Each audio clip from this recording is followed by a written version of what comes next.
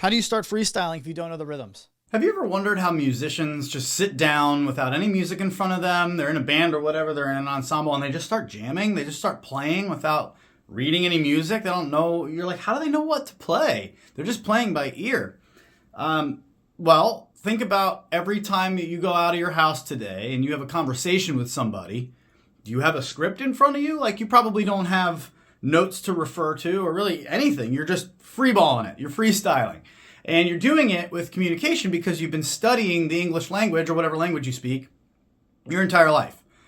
So think about if you had been, instead of every time you said a word, you played a musical instrument for your whole life. Imagine how well you would know that instrument, whether it's a DJ controller, a piano, a drum set, a clarinet, doesn't matter.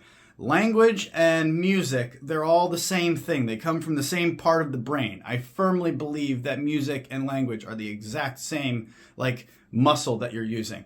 So when you get comfortable enough with your own instrument, you really don't need to read music. But how do you get to that place? How, as a DJ, can you get to the point where you can scratch and just start freestyling? You have all those rhythms in your head. You might be thinking, how does a guitar soloist just nail a solo? He's basically, or she, just humming, and then whatever they're hearing comes out into their fingers. True. But they spent hours and hours and hours hammering out the very boring work of just doing scales. Just doing scales. Just learning the fretboard so that they understand where the notes are in relation to each other. So that when they hear them in their head, they don't have to think about what to do. It just happens. It's like when you talk to somebody, I've done this already on this channel, when you talk to somebody who does English as a second language and they're talking to you they're having to think about each word that they're saying. Think about when you speak in a second language. You have to think about each word, translate it, and then it comes out. But when you go back to your native tongue, there's none of that. It's like me talking right now. I just have a thought, it comes out. And you can do that. You can do that on any instrument. I'm going to show you right now how to do that on a DJ controller. But first, you have to get those beats, those rhythms burned into your brain, right? That's how I did it as a drummer. I had drum books, but now with the internet, you can just Google simple drum beat, basic drum rhythm, then click on images and find the sheet music that I'm about to show you now. There are thousands of examples. I'm going to go through and show you how to read it, how to apply it to your DJ controller, and how that will then amplify all of these beats being in your bag of tricks, which is what I call it to my drum students. We want to build your bag of tricks, your bag of beats, so that anytime you hear one in your head, you can just pull it out of the bag and throw it into real life, right? So that when you start scratching, you don't have to start translating, well, what rhythm do I want right now? No, you just start going. Like if you can't just randomly throw that out, then we've got to add your bag of tricks. We've got to add some beats in there. Let's do that right now. I'll show you how. Okay, this is how it rolls. Quick and painless. I got you. Don't worry about this. Just kick back and try to take this in. All this is a representation of a beat. The hi-hats are on the top, the bass drum is on the bottom, and in the middle there, that's going to be our snare drum. And so as we follow along, there are 8 of the eighth notes, the hi-hats, right? And then the bass drum really is our quarter notes. But we got to add the snares in there. So it would be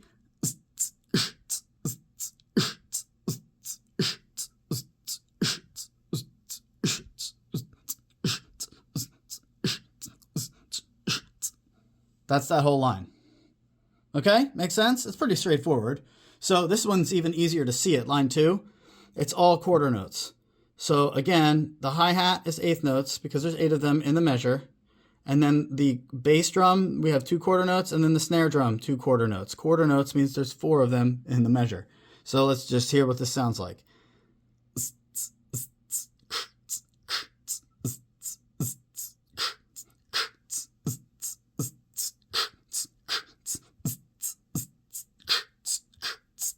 Easy enough. Okay, so now that you understand, I'm not going to go through the whole thing here. What I am going to do is go through the whole thing here and show you how you can do it on this in your practice sessions. Let's check it out.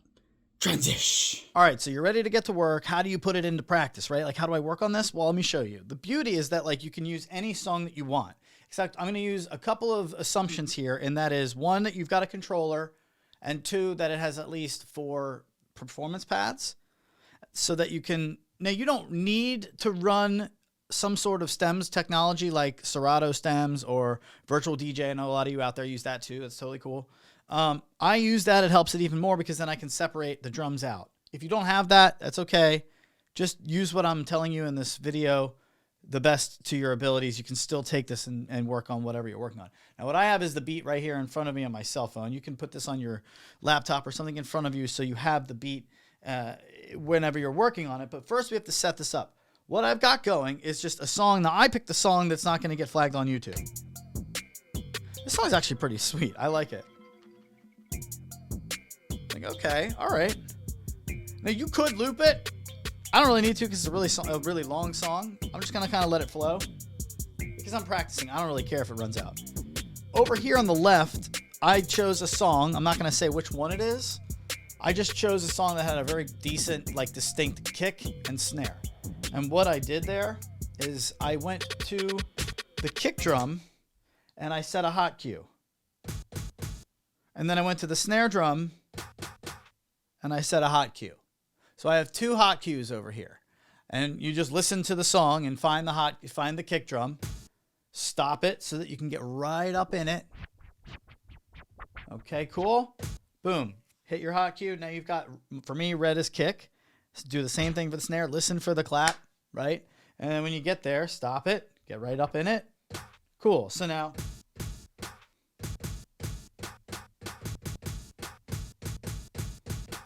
Now that's a ridiculously complex beat of syncopation and triplets that you do not need to be doing.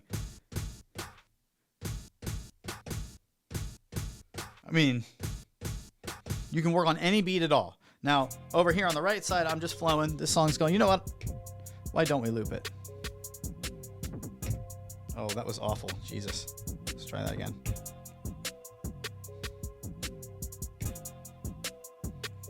That's going to be rough. Better.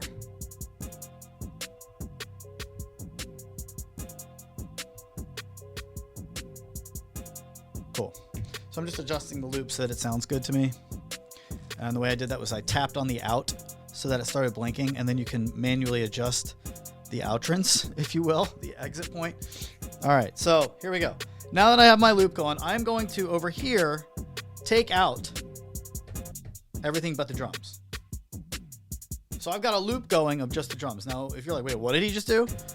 I went over to, that you have your hot cues, right? But for me, I have it set in Serato, the main one, I think it goes to slip loop. And that's the 3rd setting over here on my controller. It'll be on one of your 4 settings up above your performance pads if you have Serato stems at least. And then what happens is the first one is vocals. There are no vocals, so you don't hear anything. Then melody, then bass, and then drums. Okay, so now I just have the drums in here. Awesome. Except, wait a minute. Well, you can do it both ways. First, I'm going to do it with the drums, and then I'm going to take the drums out and jam along to the song. So for this, we just want to do the first line, and we have our kick, which is the bottom line, and we have our snare, which is the middle line. And if you're counting the 8th notes, this is what the whole point is to try to help you learn how to count in any song that's coming up. So you can find any beat and drop in other songs and fun things too. So it's 1 and 2 and 3 and 4 and 1, 2, 3, 4, 5, 6, 7, 8. That's why these are called 8th notes, because there are 8 of them in a measure. 1 and 2 and 3 and 4 and 1 and 2. That's how we count them. Okay, these are the top X's. So you can find that in any song. I can put any song on the planet and I'll be able to do that as long as it's in 4/4. All right, that's the whatever. We'll get into that later. So now with that being said, that's the X's on top. We're not doing anything with that. We're just trying to get the kick and the snare according to the rhythm on the page. So let's go into line 2.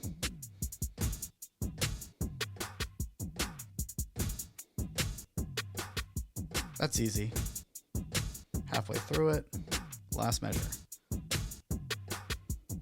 Now, you might be like, dude, that's pretty easy, but I'm doing this left-handed and it's not as easy as it would be on my right.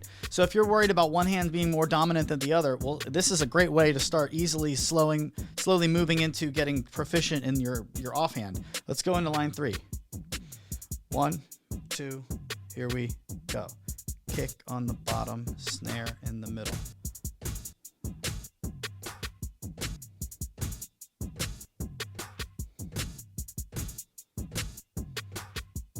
Easy. All right, let's go line 4. Here we go. You can do this along at home. I hope you are. Are you ready? And if you're wondering, like, how would I do that? Just on one leg, be your, well, just one finger be the kick drum, and the next finger be the snare drum. Let's make your left hand. What I'm doing is my middle finger is the kick, and my index finger is the snare. So you can do that on your leg, and just do it along with me. Ready? You can see it on the page. So here we go. Line 4.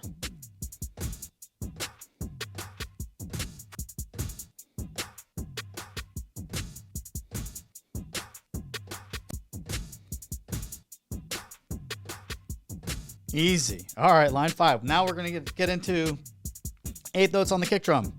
That's what they are, okay? That's okay. Line them up with the hi-hat up top. Those X's up above. Tick, tick, tick, tick, tick, tick. Remember, this is 1 and 2 and 3 and 4 and. Now, I probably should have chosen a song that had 8th notes. What you're hearing, the ticks on this song, are actually 16th notes. 16th notes. So that's a little confusing. Okay, so you're listening and hearing 16th notes, but we're actually counting. I mean, it's all the same thing because you would count 16 notes the same way. This is actually a good lesson. I'm going to count 8th notes for you. I said 1 and 2 and 3 and 4 and. Watch when I change it and count the 16th notes. The 1, 2, 3, and 4, the quarter notes aren't going anywhere. They're staying exactly in the same place.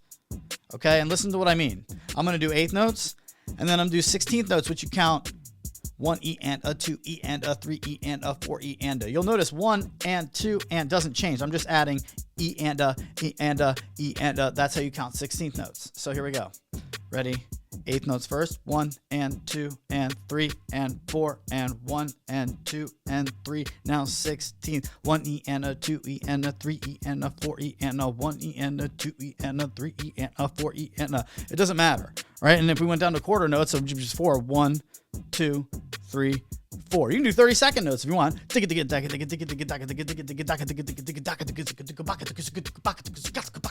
I mean, you know, that's all you're doing when you're having your loops. Like this. Right? You're just cutting them in half. Like 32, 16, 8, 4, and now we go back to a loop. So this is how you count. I hope you're paying attention because this is a crash course in how to count. Again, we're working on our page with 8th notes. So let's get into line 1, 2, 3, 4, 5. You're going to do this with me. Remember, middle finger is kick drum, which is the bottom line, and index finger is the snare, the middle line. Ready? Here we go. We'll go 1, 2, ready, 5th line.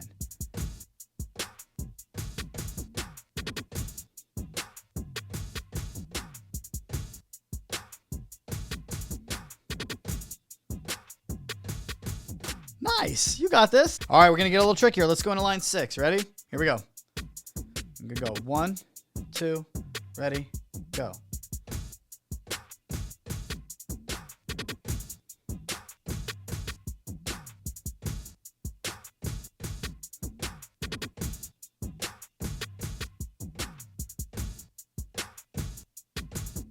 Ooh, they threw that in there at the end. I hope you caught that. If you didn't, go back and practice it. All right, last line. The only thing really that's weird here is that they are only giving us quarter notes up top, which makes it rough to hit these and kick drum notes. You'll see them coming up. They're not on the quarter note. They're not on the 1, the 2, the 3, or the 4, which is a lot easier to do when you can line them up with the hi-hats up above. But on the last one, they took them out. They're just giving us quarter notes on the first measure and the last measure. Well, they will give us the 8th notes in the middle measure. I hope that made sense to you. If it didn't, go back and replay what I just said until it makes sense to you. All right, last line. Ready? Here we go. We're going 1, 2, ready, go.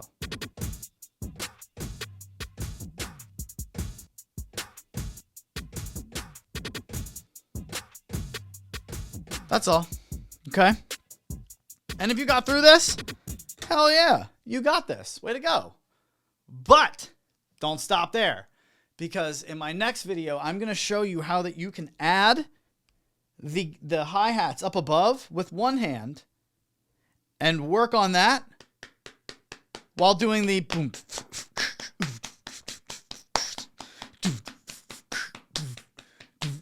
on the controller. It's going to be a whole lot of tapping your head and rubbing your belly on the controller. If you are not very good at mixing and scratching and doing all of this with your hands, doing two separate things at the same time, your next video is for you. I'm having so much fun putting these together. I hope that they're making sense. My whole goal is to take my passion for teaching drums, which I did for years before even getting into DJing. I ran a music school for kids.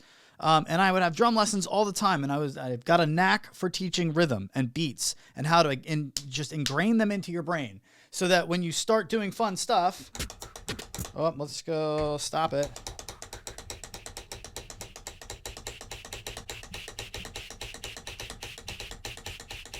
How do you start freestyling if you don't know the rhythms?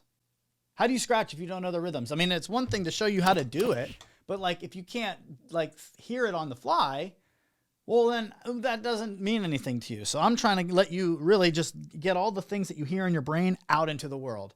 And that's what we're doing right here on this channel. Keep practicing. Good luck. Be ready for the next channel. I'm sorry, the next video. It is going to be a doozy. So just bring your thinking cap. Well, we got this.